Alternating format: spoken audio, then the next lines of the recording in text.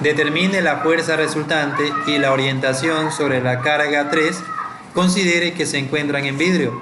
Para este problema entonces encontramos dos cargas negativas y en la parte inferior hay una carga positiva que tiene un valor de 11 microcoulombs. Justamente el ejercicio menciona que esa va a ser mi carga de referencia. Otro dato más y que también es importante es que se encuentran en vidrio, donde la constante dieléctrica vale 4,5. Lo primero que vamos a hacer entonces para arrancar este ejercicio será ubicar las fuerzas que aparecen por la interacción justamente de esas cargas. Vamos a colocarlas por aquí. La carga 3, que es la carga de referencia, va a interactuar en primer lugar con la carga número 1. Recordar que cuando hacemos este análisis solo consideramos dos cargas y despreciamos la otra que no está interactuando, no de momento. Entonces tenemos que hacerlo por separado. Primero revisemos de 1 a 3. Por ser signos diferentes va a haber una fuerza de atracción. Lo que nos interesa saber es el comportamiento de la carga de referencia. Como es una fuerza de atracción, entonces la carga 3 está atraída por la carga número 1. Es decir que la fuerza generada tendría esta dirección y sentido. Es lo que vamos a representar por aquí. Colocamos entonces esa primera fuerza. La colocamos por ahí. Y por ser el efecto que hay entre la carga 1 y la carga 3, vamos a llamarla F13. Es decir, el subíndice corresponde a los números de carga. Enseguida vamos a revisar ahora el efecto que hay entre la carga 2 y la carga 3. También tenemos signos iguales, quiere decir que hay fuerza de atracción. Por lo tanto, la carga 3 va a estar atraída hacia la carga número 2. Es decir entonces que la flecha tendrá una dirección hacia arriba. Colocamos entonces por aquí esa segunda flecha. Y por ser interacción entre la carga 2 hacia la carga 3, la vamos a llamar F23. Para poder calcular la magnitud de ambas fuerzas, necesitamos el valor de las cargas, que sí nos da el ejercicio, el valor de la constante, que es 9 por 10 a la novena, el valor de la constante dieléctrica y un dato muy importante es la distancia entre las cargas. Entonces veamos, la distancia entre la carga 1 y la carga número 3 nos dan el valor numérico que son 9 centímetros. Entonces aquí tenemos esa distancia. Vamos a colocar por aquí que esa es la distancia. Vamos a etiquetarla como distancia 13. La distancia entre la carga 3 y la carga 2 no me da el ejercicio. Entonces, como no me da esa información, tenemos que calcular. Afortunadamente para esta figura que se ha formado, es un triángulo rectángulo donde conocemos este segmento que es el más largo, que sería la hipotenusa. Para poder obtener entonces esta longitud, que sería nuestra, vamos a etiquetarla como distancia 23, entonces el único recurso conociendo esta información será usar razones trigonométricas, donde el ángulo que vamos a considerar, este es el ángulo que tenemos. Entonces, como conocemos ese ángulo, vamos a colocar que este segmento de aquí arriba, que está al frente, será su cateto opuesto, y de 23 será el cateto adyacente, ya que este está al frente y este no. Y recordemos que esta es la hipotenusa. Entonces, como conocemos la hipotenusa y conocemos el cateto adyacente, la razón trigonométrica adecuada para poder calcular esta distancia será el coseno. Entonces colocamos que el coseno del ángulo,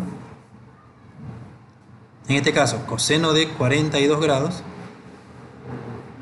será igual a cateto adyacente sobre hipotenusa, donde el cateto adyacente tiene un valor numérico, bueno, sería la incógnita, es de 23, y la hipotenusa, si conocemos que vale 9 centímetros. Hacemos el despeje adecuado, es decir, la hipotenusa que está dividiendo pasa a multiplicar y tendríamos la multiplicación entre 9 centímetros, todo esto que multiplica a coseno de 42 grados. Esto será igual a la distancia 23 o distancia de 2 a 3. Quiere decir entonces que la distancia 23 tendrá un valor numérico de 6.69 centímetros. 6.69 centímetros. Como en la ley de Coulomb se trabaja en metros, hay que dividir esto para 100. para convertirlo a metros. Entonces, al dividirlo para 100, esto me va a dar 0,0669 metros. De esa manera, entonces, hemos conseguido la distancia de 2 a 3, que es la que nos hacía falta. Una vez entonces que hemos conseguido esa distancia que nos hacía falta, ya podemos conseguir el valor de cada una de las fuerzas. Vamos a empezar, por ejemplo, con F13. Entonces, para F13, esto será igual a el valor de la constante K por carga 1 por carga 3 sobre KD, que es del vidrio. Todo esto por distancia 13. Esto elevado al cuadrado. Toda la información actualmente ya es conocida, entonces tendríamos que F13 será igual a 9 por 10 a la novena, que es la constante, newtons por metros al cuadrado sobre coulomb al cuadrado, por carga 1, vale 6 microcoulombs, es decir, 6 por 10 a la menos 6. Todo esto por la carga número 3, que vale 11, es decir, 11 por 10 a la menos 6 coulombs. Todo esto sobre KD 4,5, que multiplica a D13. D13, 9 centímetros. Como trabajamos en sistema internacional, al dividir para 100 será 0,09 metros. Entonces, por 0,09 metros, esto elevado al cuadrado. Esto nos va a dar un valor numérico, F13 tendrá un valor numérico de 16,3 newtons. Del mismo modo vamos a trabajar ahora con la otra fuerza, que sería F23. Entonces, F23 o F de 2 a 3 es igual a multiplicar K por carga 2 por carga 3 dividido entre KD por distancia 23. Eso debe elevarse al cuadrado. Toda la información ya es conocida. Entonces tendríamos que la fuerza de 2 a 3 será igual, aquí tenemos 9 por 10 a la novena,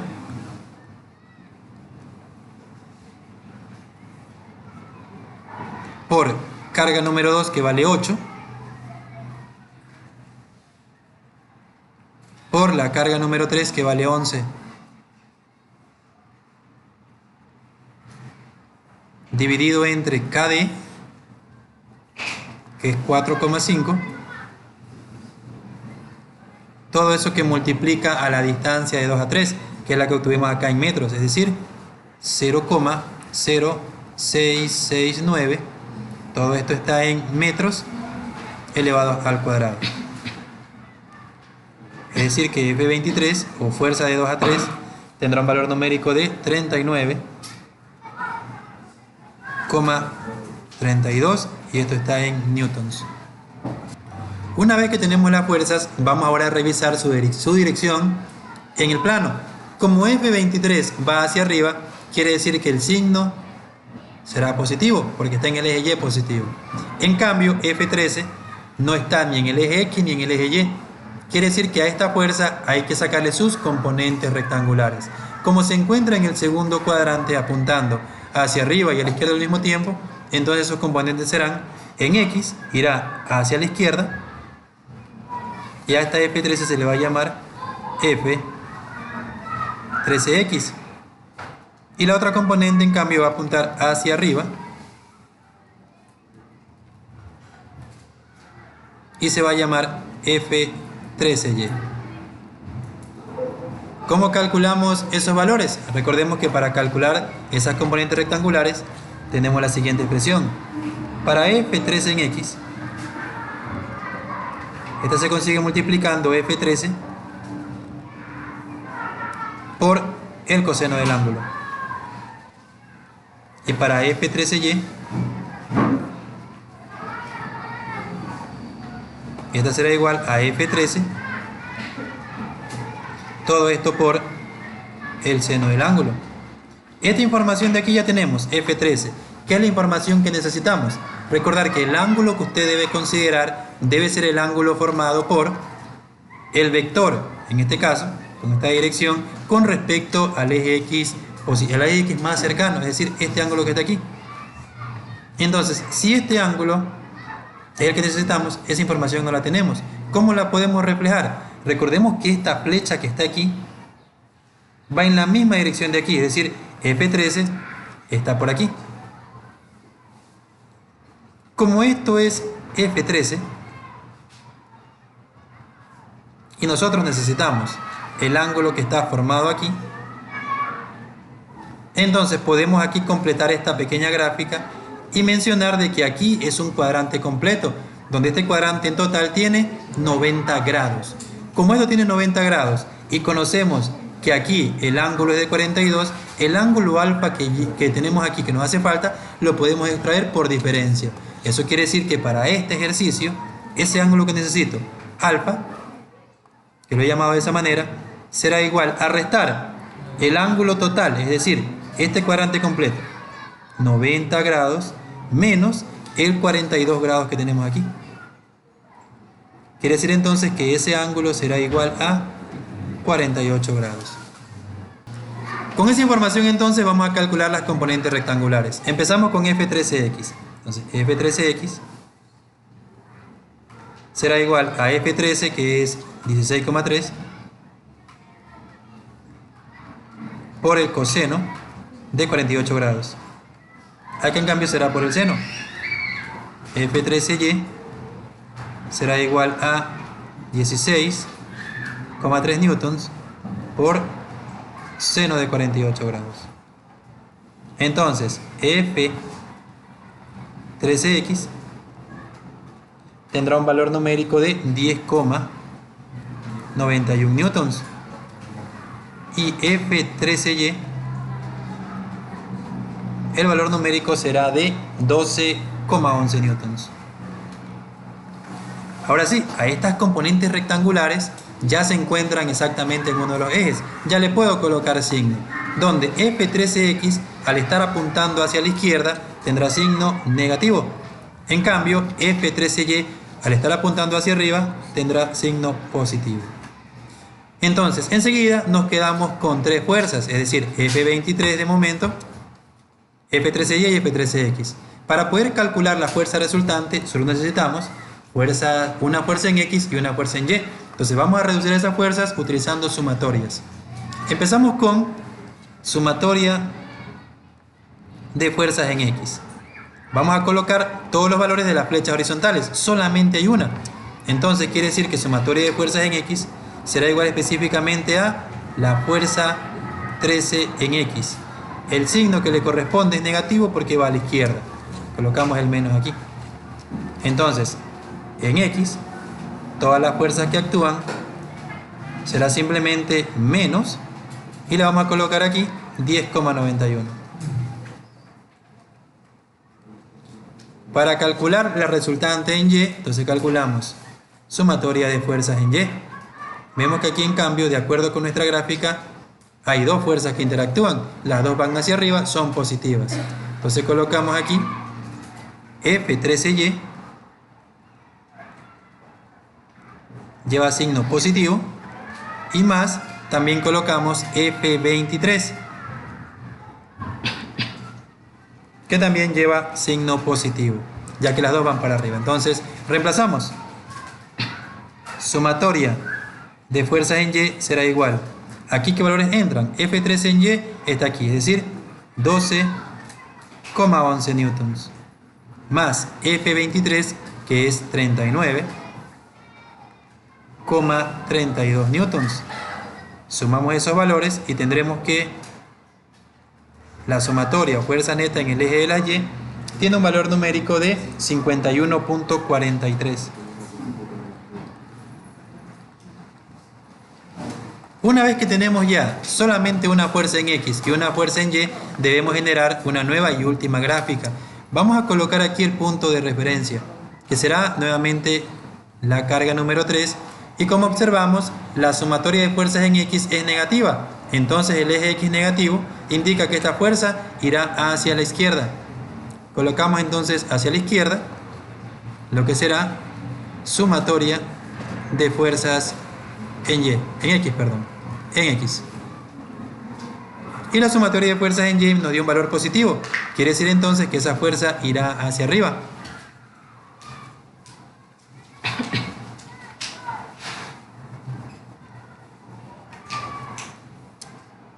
Una vez que ya tenemos entonces la sumatoria de fuerzas, ya podemos de una vez anticipar que la fuerza neta resultante va a estar más o menos por aquí.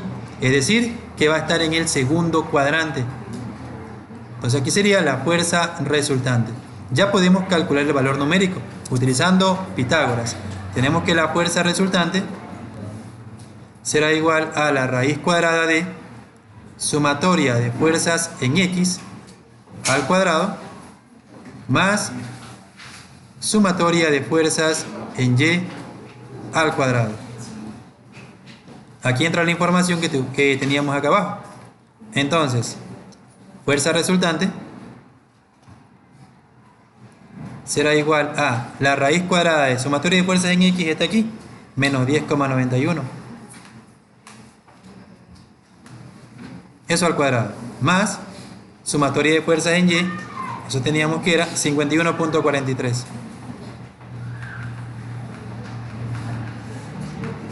También al cuadrado. Listo, entonces. Quiere decir que la fuerza resultante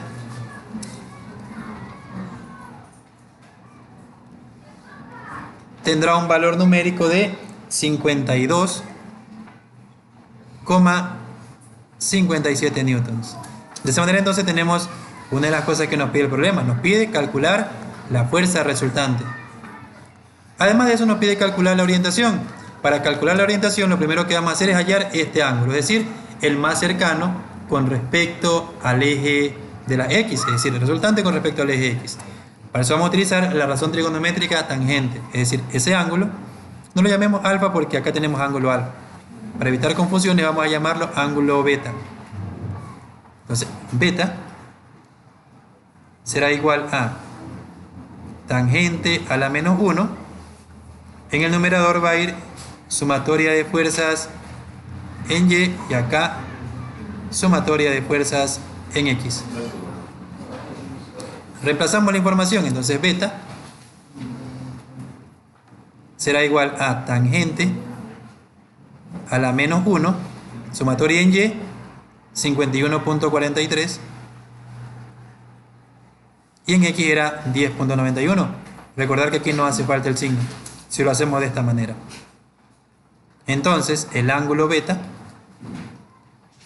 será igual a 78,02 grados. Es el ángulo que estaría aquí. Finalmente, para poder obtener lo que es la orientación, notamos que el vector se encuentra en el segundo cuadrante. Y como tenemos esta apertura, quiere decir que para calcular esta distancia que hay, o este ángulo que hay de aquí hasta acá, debemos restarle los dos cuadrantes menos esta porción, que sería 180 grados menos 78,02 grados.